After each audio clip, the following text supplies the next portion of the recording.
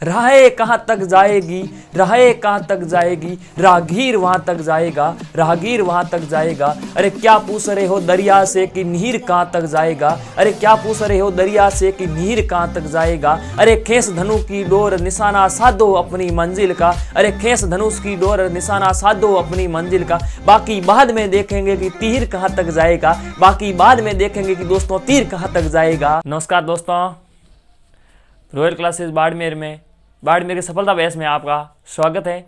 मैं रमेश कुमार जानी। आज हम भूगोल विषय के बारे में चर्चा करने वाले हैं। तो दोस्तों, भूगोल के बारे में सर्वप्रथम अपने को मैप के बारे में पूरा समझना है कि भूगोल एक मैप के जरिए समझेंगे तो अच्छा रहेगा। कि मैप के अंदर आपको एक बार आप मैप को गौर से समझ लिया तो पूरी भूगोल अपने को समझ में आ जाएगी। तो ज़्यादा अपने को रटने के बजाय मैप पर फोकस करना है और वहाँ ज़्यादा समझने की कोशिश करनी है। तो दोस्तों, सर्वप्रथम राजस्थान की सामान्य जानकारी, सामान्य परिस्थिति के बारे में आज बात करेंगे। तो राजस्थान में सर्वप्रथम ये देख लेते हैं कि राजस्थान के अंदर वर्तमान में कितने जिले हैं। तो दोस्तों 50 जिले हैं और 10 संभागों में विभक्त हैं। लेकिन अभी तक पुराने जिलों के अनुसार ही आ रहे हैं। तो अपन को ध्यान रखना है कि वर्तमान में जिले कितने हैं। तो दोस्तों 50 जिले हैं और 10 संभाग हैं। ये 50 जिले किस समिति की सिफारिश पर किए गए। तो दोस्तों रामलू भाया समिति की सिफारिश पर किए गए। आप पूछ सकते हैं इसमें वर्तमान में एक कमेटी और गठित की गई है, कितने जिले रखने हैं कितने नहीं रखने हैं। वो वर्तमान में जो समिति गठित की गई है इन जिलों का नया अध्ययन करने के लिए, वो ललित के पवार समिति है। उनके देखने में वापस दोबारा कमेटी गठित की गई है कि कितने जिले रखने हैं कितने जिले नहीं बनाने हैं। तो दोस्तों अभी वर्तमान में आपको 50 जिले याद रखने हैं और 10 संभाग में विभक्त हैं। तो ये दोस्तों है राजस्थान का मैप। ऊपर दिशा होती है, क्या होती है, उत्तर, नीचे दक्षिण, यहाँ राइट साइड में पूर्व और यहाँ क्या होती है, पश्चिम। तो दोस्तों इसका हम राजस्थान की आकृति के बारे में बात करें तो ये कैसी है, पतंगाकार। कैसी है, पतंगाकार। यहाँ विषम कोण चतुर्भुज के समान।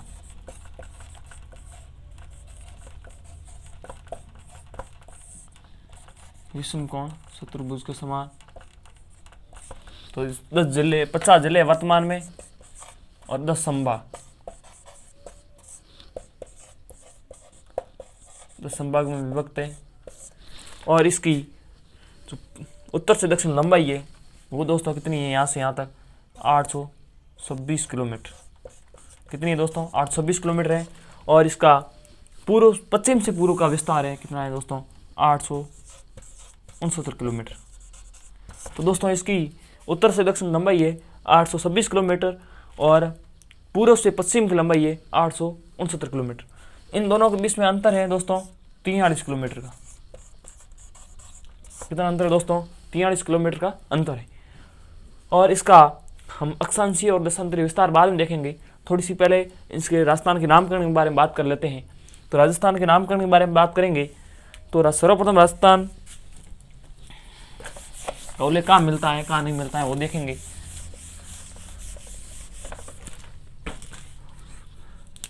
राजस्थान का नामकरण।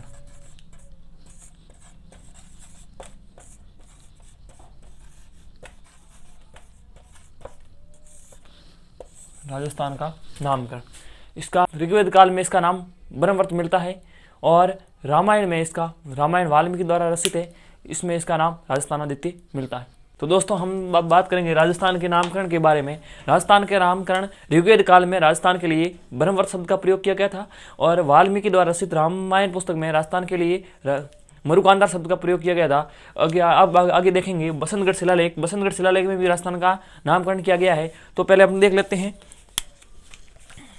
महाभारत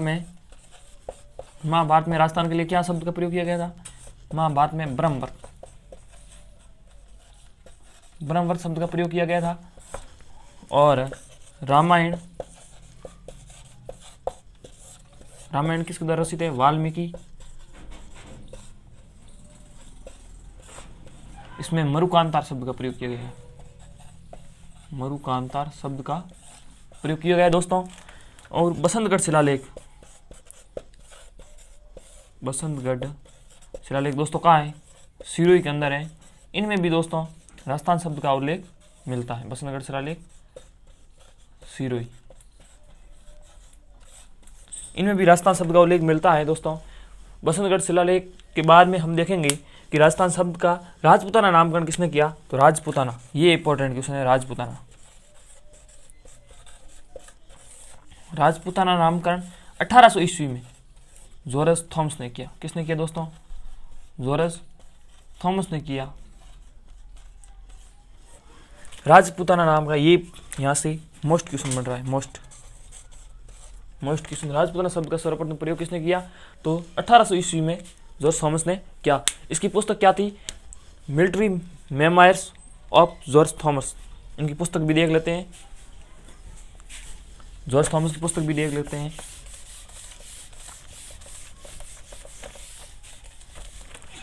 जॉर्ज थॉमस की पुस्तक देख लेते हैं। पुस्तक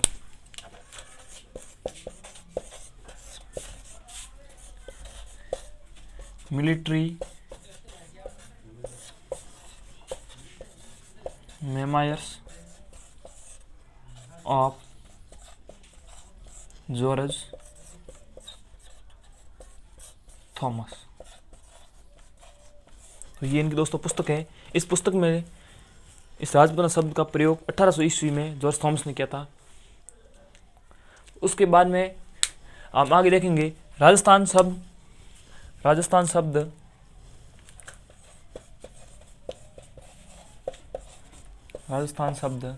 राजस्थान शब्द का प्रयोग किसने किया दोस्तों। इसका सर्वप्रथम प्रयोग कर्नल जेम्स टॉड ने किया था। किसने किया था दोस्तों, कर्नल जेम्स टॉड ने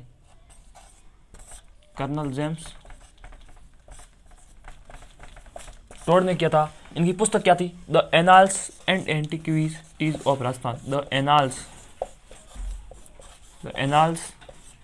एंड एंटीक्विटीज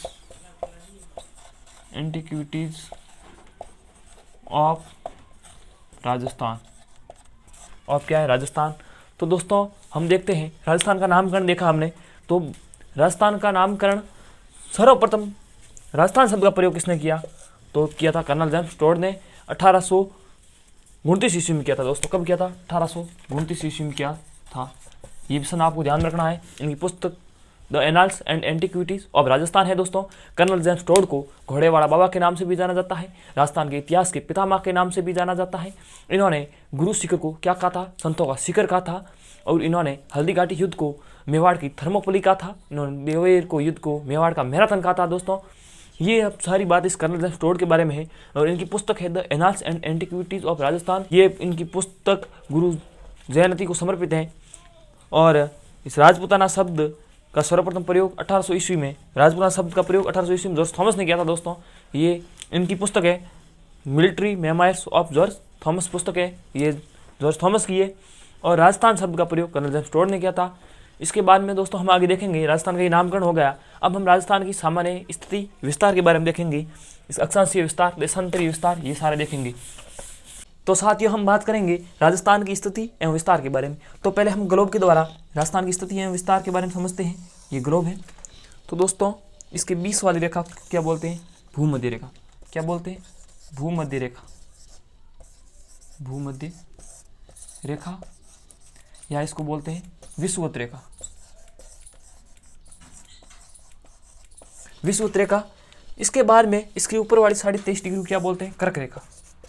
23.5 डिग्री उत्तरी अक्षांश को क्या बोलते हैं, कर्क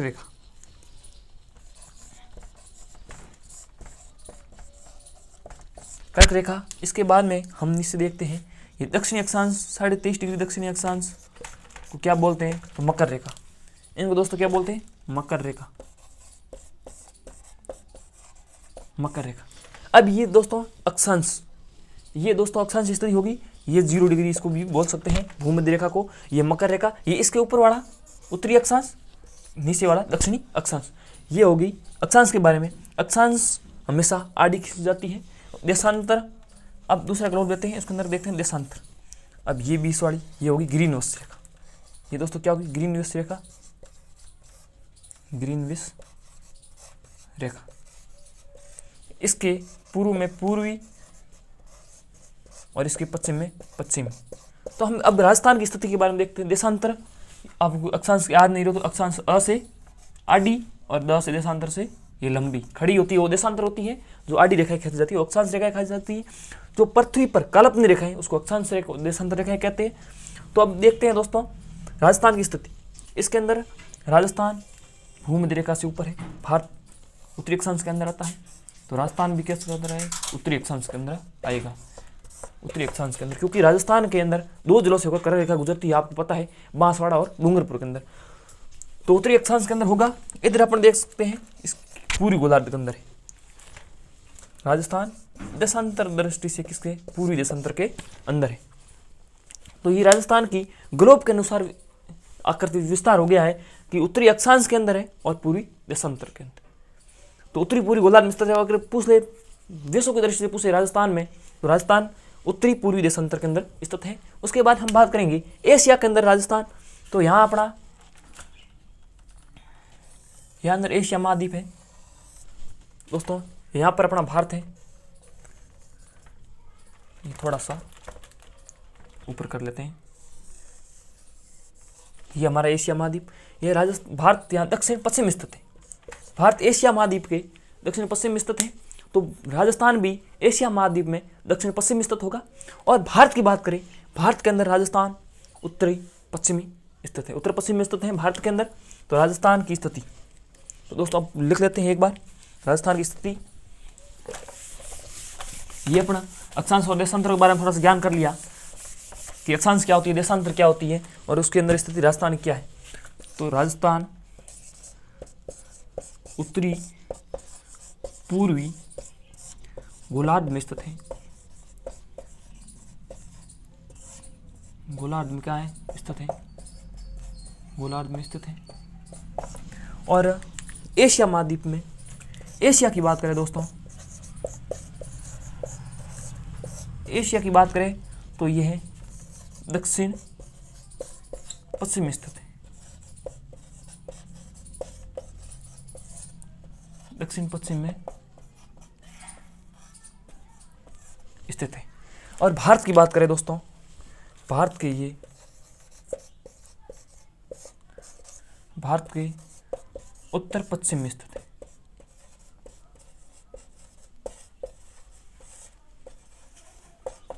उत्तर पश्चिम में स्थित है दोस्तों। तो ये आपको भारत की राजस्थान की स्थिति होगी। उत्तरी पूर्वी गोलार्ध में ग्लोब में पूछे तो राजस्थान की स्थिति उत्तरी पूर्वी गोलार्ध के अंदर है, और एशिया महाद्वीप में पूछे तो दक्षिण पश्चिम में स्थित है, और भारत के अंदर पूछे तो उत्तरी पश्चिम में स्थित है। तो दोस्तों आज के बारे में ये बात अपने सेशन में बात की कि राजस्थान का नामकरण अपन देख लिया, राजस्थान की स्थिति देख ली, और यहाँ पर आप कल पढ़ेंगे अपना उत्तरी अक्षांश और